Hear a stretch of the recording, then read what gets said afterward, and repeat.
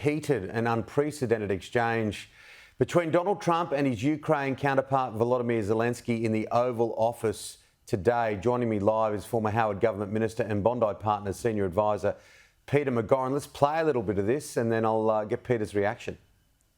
You're gambling with World War III. You're gambling with World War III.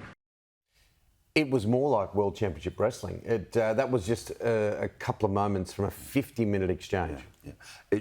It was a case study of how not to handle Donald Trump. During the week, the President has met with the Prime Minister of Britain, Keir Starmer, and the President of France, Emmanuel Macron, and both of them opened up with some flattery, and then Macron wasn't afraid to contradict him in front of the cameras. But by then, he had a dialogue going on Donald Trump's terms.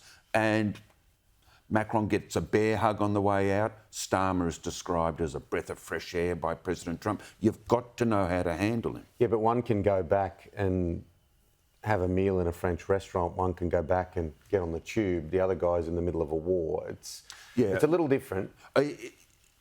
Perfectly correct. You're right. And you've got to feel a great deal of sympathy and understanding for Zelenskyy.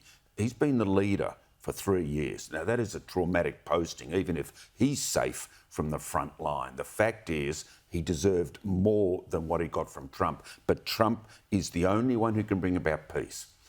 Biden couldn't, Europe can't, and Putin won't. So I'm afraid if there's only one person who can bring about peace to your people and stop the suffering and the loss of human life and the economic degradation, then you have to deal with him on his terms. At least get in the room, given that they don't like each other. Because you mentioned that last week. It goes back. There's history here and it's personal. History here. But J.D. Vance getting involved. We've never seen a vice president, because vice presidents generally just stay in the background, don't they? And they just move along with the jet stream.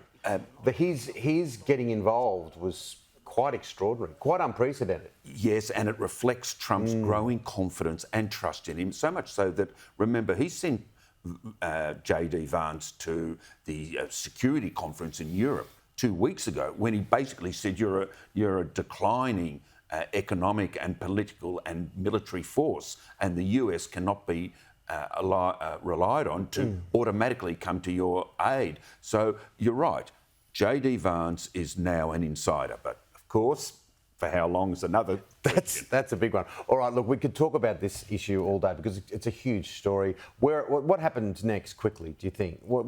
Can this thing be solved? Yes, it can be solved. Cooler heads will prevail. I think the American people overwhelmingly will endorse their president. He did get the better of the exchange. Mind you, English is a second language of Zelenskyy. I thought he did very well. Yeah. You could see him listening intently to J.D. Vance and the president to try to pick up the flow. But the American people aren't great fans of Russia.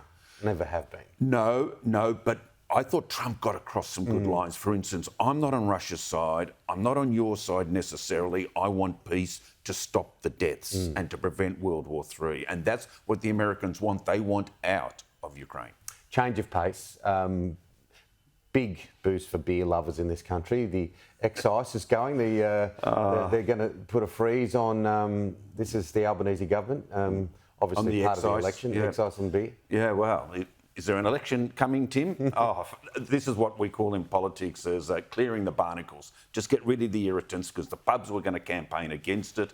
It looked like Dutton and the coalition were going to support it, which means that there's more votes in giveaways at the moment than there is in fiscal restraint and discipline. Yeah, people will like it at the bar. Just one last thing.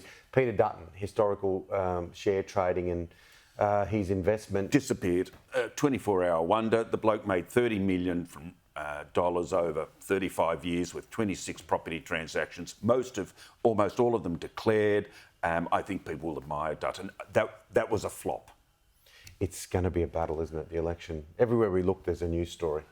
Everywhere we look, there's more money being given away. I can't keep up with the billions. I can't understand why Albanese is doing all these multi-billion grants day after day. What's he got left in the kitty? He certainly doesn't have a budget. There's not going to be a budget this year, I'll tell you that. And when's the election going to be? Well, without a budget, Tim, he will go to Yarralumbla on the 9th of March, the day after the Western Australian election, for a 12th of April. He'll do a big economic statement next week, but there'll be no budget because the books don't look too good. All right. Election April 12. Okay. Correct. Thank you, Peter. Thanks, Tim.